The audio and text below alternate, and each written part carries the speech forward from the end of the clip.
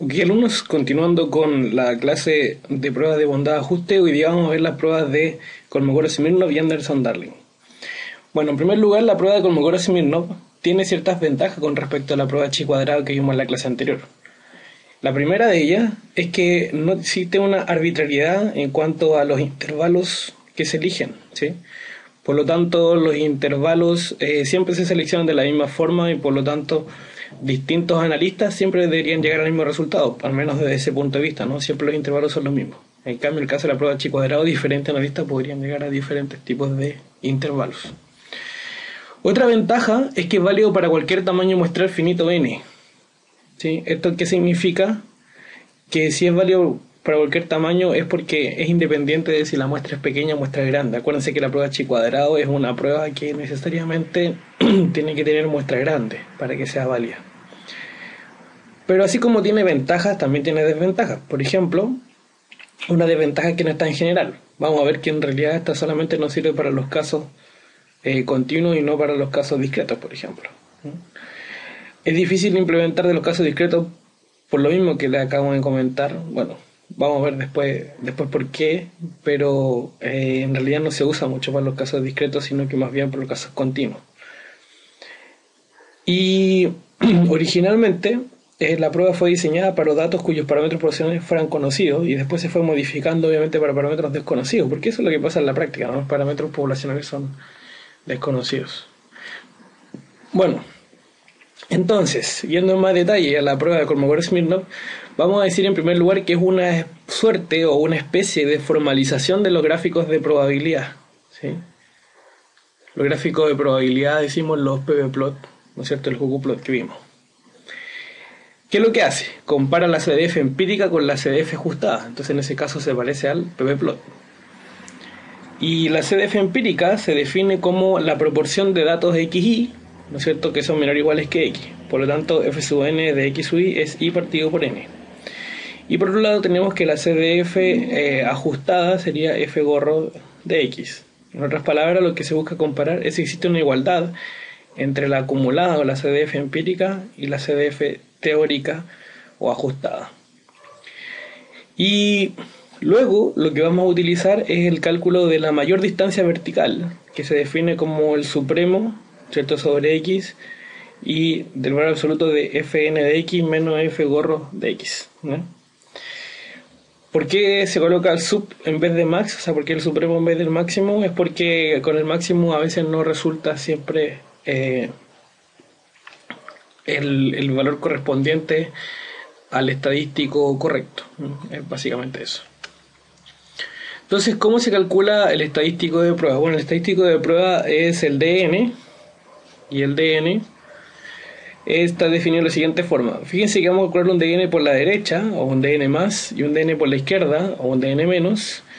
Y el dn por la derecha calcula la diferencia entre y partido por n y la acumulada teórica, ¿no es cierto?, o ajustada al x sub y respectivo.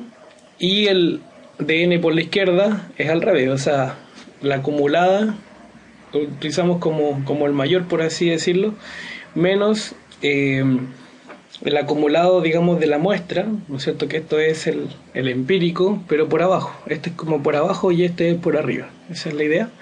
Y el dn, el estadístico, entonces sería el máximo entre dn más y dn menos. Si dn es muy grande, implica que hay un pobre ajuste. ¿Por qué un pobre ajuste? Porque si es muy grande significa que es mucha la diferencia que hay entre lo empírico, ¿no es cierto?, y lo teórico, o bien lo teórico y lo empírico, ¿sí?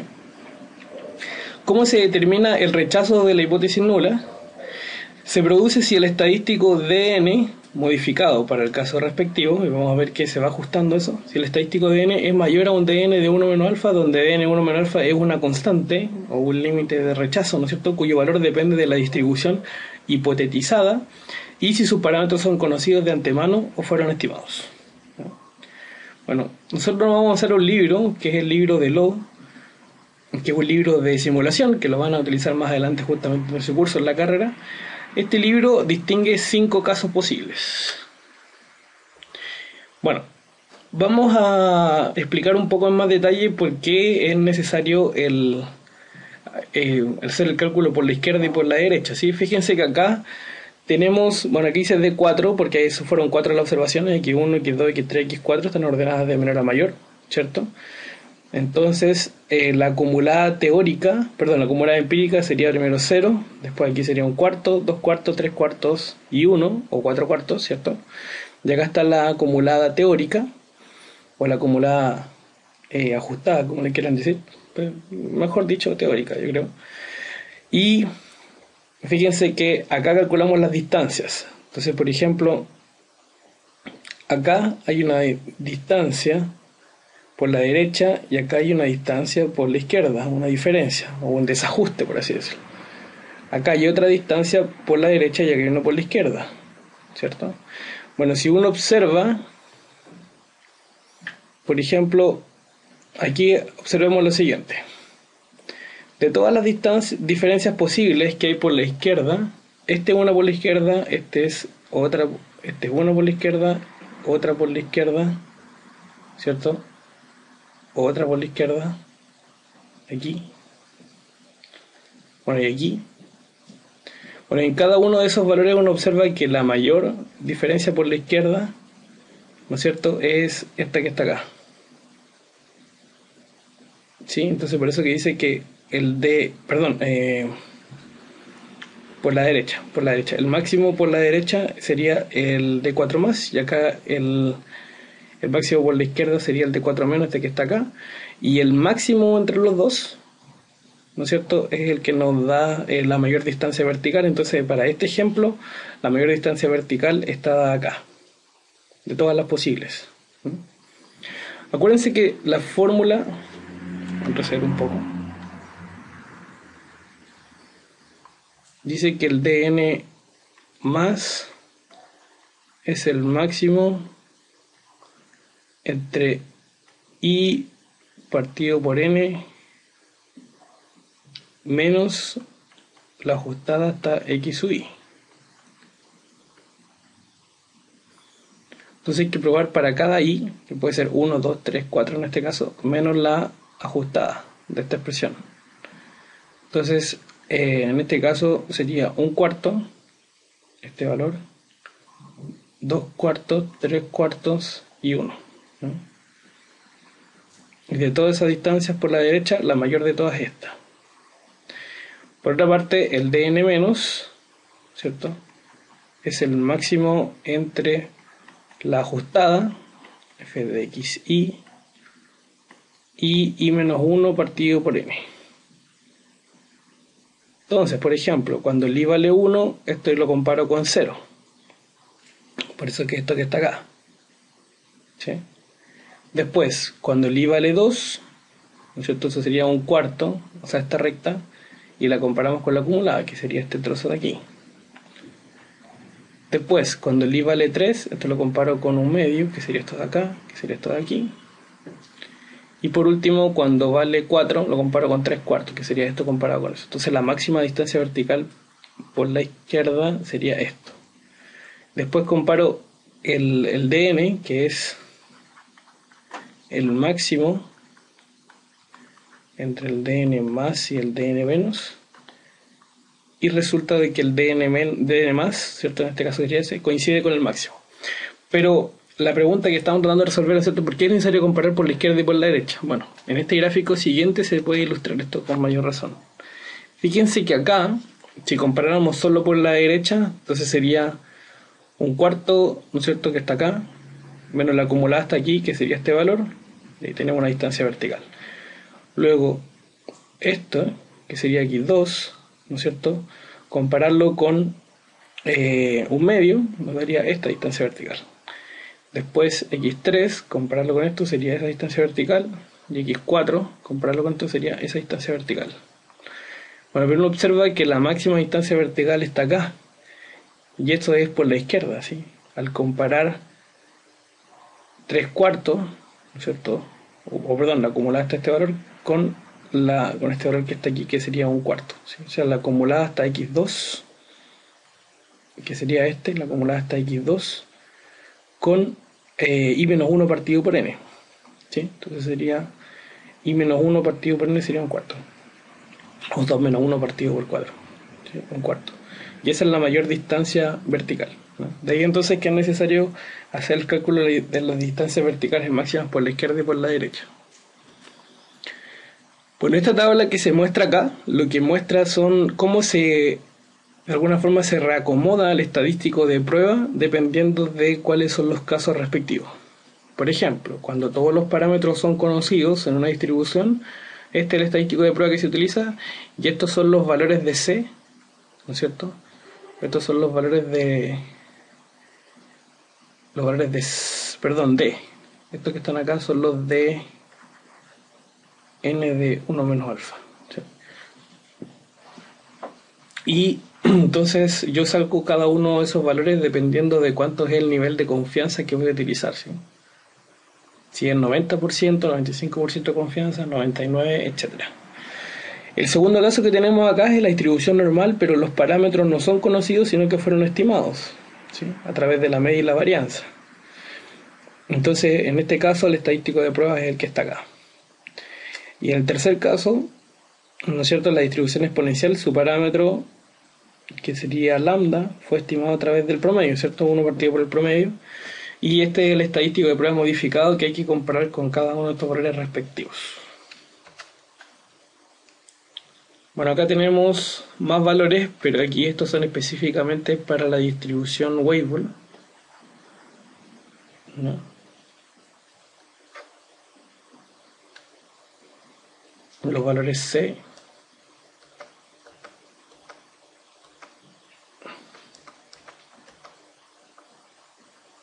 Bueno, acá le llamamos D, ¿eh? Pero al final lo mismo que los valores C. Bueno, es un valor crítico, ¿no? Eso es lo importante, ¿no? Y acá esto para la distribución log-logística, que en realidad es una distribución no muy conocida, ¿no? Pero parte de las opciones que muestra el libro. Bien, esa es la prueba con Kolmogorov-Smirnov. Ahora vamos a ver la prueba de Anderson-Darling y luego vamos a hacer un ejemplo para cada una. Tal como la prueba de Kolmogorov-Smirnov, la prueba de Anderson-Darling lo que hace es considerar las discrepancias verticales, o las diferencias, ¿no es cierto?, entre la acumulada teórica y la acumulada empírica, ¿sí? La acumulada de los datos y la acumulada que teóricamente uno quiere ajustar, ¿no? ¿Cuáles son las diferencias? Es que Kolmogorov-Smirnov pesan de igual forma las diferencias para cada X. Vale decir, yo le doy tanta importancia a si la discrepancia o la distancia está al comienzo de la distribución o al final, o sea, si está en las colas o está al medio o como sea, ¿sí? Y a veces en realidad, como tal se dice acá, se está más interesado en obtener mayor seguridad en un ajuste en las colas o en la cola derecha, ¿no? Como lo que hace, por ejemplo, el cucuplot, que muestra en mayor detalle, ¿no es cierto?, o maximiza las diferencias en ese extremo. Entonces, Anderson-Darling, esta prueba también hay que considerar que asigna pesos mayores a la diferencia hacia las colas. Eso es importante. Entonces, a diferencia de Kolmogorov-Smirnov, que pesa de igual forma todas las diferencias, aquí se le da más importancia al desajuste que puede haber en las colas. Anderson-Darling es más potente que Kolmogorov-Smirnov en diferencia en los extremos por lo mismo, ¿no? Porque pesa de mayor forma eso. Bueno, se define una función, esta que está acá, ¿no es cierto?, y esta función que tenemos acá es mínima y topa el valor 4 en la mediana de X, porque acá sería 0,5 y 0,5, ¿no es cierto?, y toma un valor máximo, ¿no es cierto?, y tiende a infinito en cada cola. ¿Por qué en cada cola? Porque en cada cola, por ejemplo, puede ser que la acumulada tienda a 0, entonces esto tiende a infinito, o bien la acumulada tienda a 1, también el cociente tendría a infinito. Eso es para tener como idea intuitiva de este rango entre que ahora se mueve. Es importante entender eso, ¿no?, que en el medio esta función toma el valor mínimo, por lo tanto no le da mucha importancia, pero fíjense que cuando en las colas, ya sea porque tiende a 0 o porque tiende a 1, esto tiende a infinito, por lo tanto le da más peso justamente a las discrepancias en las colas. El estadístico de prueba que se utiliza acá es esta expresión un poco engorrosa que aparece aquí, pero que para cálculos simples se traduce en esto, ¿no? Menos la suma de 1 hasta n, 2i menos 1, por el logaritmo de, bueno, toda la expresión que aparece ahí, ¿no? Y el rechazo de la hipótesis nula, esto es importante, se produce cuando si el estadístico de prueba AN cuadrado, que de aquí también se modifican como el chi cuadrado dependiendo del caso, es mayor o igual a AN1 menos alfa, donde AN1 alfa es una constante cuyo valor depende de la distribución hipotetizada y sus parámetros son conocidos de antemano, o si estos parámetros en realidad no eran conocidos y fueron estimados. En general nosotros vamos a estimar los parámetros, así que vamos a utilizar ese tipo de procedimiento. Pero es importante compararlo con este valor. Y esos valores de dónde se sacan, de una tabla también, así como vimos recién. Y estos son los valores de AN, ¿no es cierto? Vamos a escribirlo acá. AN y 1 menos alfa. Estos son los valores que aparecen acá. Entonces, todos los parámetros son conocidos, el estadístico que se utiliza es AN cuadrado, pero en general no vamos a tener parámetros conocidos, sería raro. El segundo caso es que, por ejemplo, la distribución normal, los parámetros fueron estimados, la media con la media muestral y la varianza con la varianza muestral. Y entonces se multiplica AN cuadrado por este factor y se compara con estos valores, dependiendo, ¿cierto?, de cuál es el nivel de confianza que se quiere usar, que ahí aparecen los niveles de confianza. También tenemos la exponencial, estimamos el parámetro lambda como 1 partido por el promedio, Weibull, estimamos sus parámetros a través de los estimadores de máxima verosimilitud, y la log logistic. Entonces, vamos a ver los ejemplos.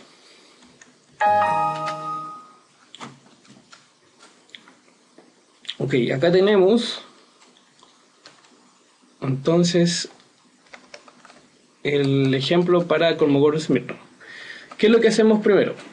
Bueno, primero siempre lo que uno debe hacer es ordenar las observaciones de menor a mayor. Por eso siempre aparece X y entre paréntesis en el subíndice Y, ¿cierto? Entonces ese X sub paréntesis Y significa que todos los datos tienen que estar ordenados de menor a mayor, tal como están acá, ¿no? Ya, entonces, luego de ello tenemos que ir a sacar cuánto sería la probabilidad empírica. Cuánto es la probabilidad que debería haber, ¿no es cierto?, según el acumulado. Entonces, para cada caso, por ejemplo, para el primer dato sería 1 dividido por 2,19. Para el segundo dato sería 2 dividido por 2,19, 3 dividido por 19.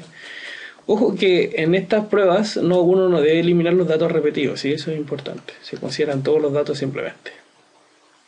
Entonces la probabilidad empírica sería eso, pero acuérdense que hay dos comparaciones que hacer. Hay que comparar por arriba, o el dn más, ¿no es cierto?, y comparar por abajo, el dn menos. Entonces necesitamos el i menos 1, o sea, necesitamos el i partido por n, que es lo que tenemos en la columna C, y en la columna D tenemos el i menos 1 partido por n.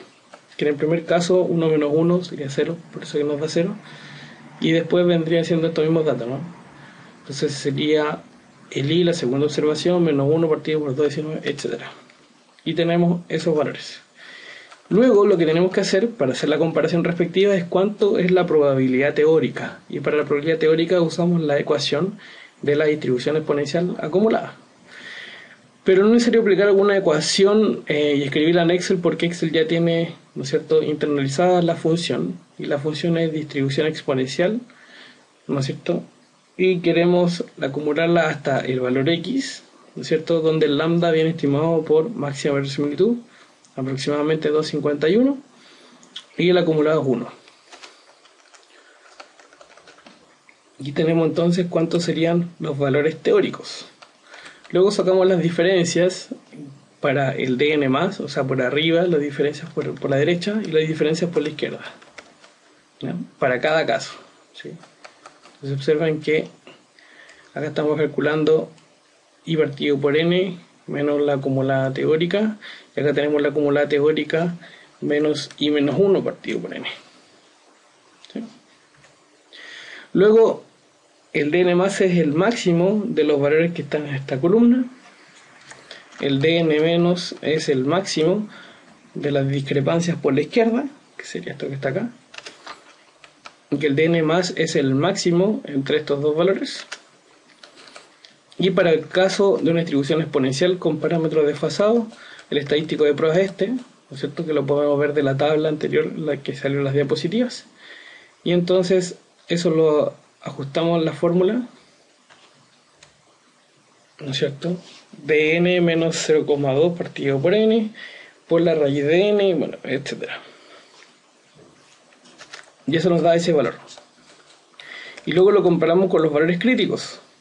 Y los valores críticos, ¿no es cierto?, con 85% de confianza S, con 90, 95, 96,5 y 99%. ¿no? Y la idea en general es independiente del nivel de confianza, entonces significa el valor P. Y uno que observa que este valor, ¿no es cierto?, el valor crítico, o el valor del estadístico de prueba que se está calculando, que es casi 0,7, ¿no es cierto?, fíjense que es más chico que todos los valores de rechazo. Vale decir, nunca cae en la región de rechazo, entonces el estadístico, porque es más chico que todos los números que aparecen acá. ¿no? Entonces, tal como se dice ahí, como el valor del estadístico de prueba no es mayor que ningún valor crítico, entonces independiente del nivel de confianza o significancia, entonces no existe evidencia para rechazar la hipótesis nula, y de esa forma se concluye que no existe evidencia para indicar que los tiempos entre llegadas no se ajustan correctamente a una distribución exponencial. Este entonces es el ejemplo de la prueba Kolmogorov-Smirnov. Vamos a ver el ejemplo de la prueba Anderson-Darling. Acuérdense que el estadístico de prueba al cual tenemos que llegar es el que aparece acá, ¿no? Este. Y para ello entonces tenemos que calcular cuánto es la acumulada teórica, y aquí también la acumulada teórica, pero quiero que observen lo siguiente. Si uno desarrolla esta expresión, cuando i vale 1, acá sería la acumulada hasta el valor más chico de todo, ¿cierto? Si aquí uno lo reemplaza por 1, nos quedaría n más 1 menos 1, y eso sería x sub n. ¿Y eso qué significa? El máximo de los valores de todos. Entonces, lo que hay que hacer acá, fíjense que es calcular el logaritmo natural a la acumulada del más chico de los datos más el logaritmo natural de 1 menos la acumulada hasta el más grande de los datos. Estamos calculando la diferencia entre ellos. O sea, la suma, perdón, de esos logaritmos. ¿ya? Entonces, ¿qué es lo que hacemos? Bueno, lo mismo que teníamos antes. Aquí van las observaciones de 1 hasta 2,19, que van ordenadas, ¿cierto? De menor a mayor. Calculamos la probabilidad teórica, calculamos el logaritmo natural, ¿no es cierto?, de cada una de esas probabilidades. Y luego necesitamos calcular la acumulada teórica, pero de los datos ordenados al revés, de mayor a menor. Entonces cambiamos el orden, y acá tenemos los mismos datos ordenados de mayor a menor, ¿no es cierto? Esto se puede hacer en Excel simplemente ordenando, ¿no? Aquí se copia, se pega y acá se cambia el orden, simplemente. Y entonces calculamos la acumulada de cada uno de esos datos.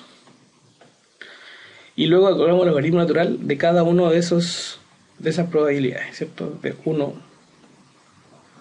Fíjense en lo siguiente, acá es la probabilidad teórica de los mayores y menores, y acá el logaritmo natural de 1 menos eso. ¿Sí?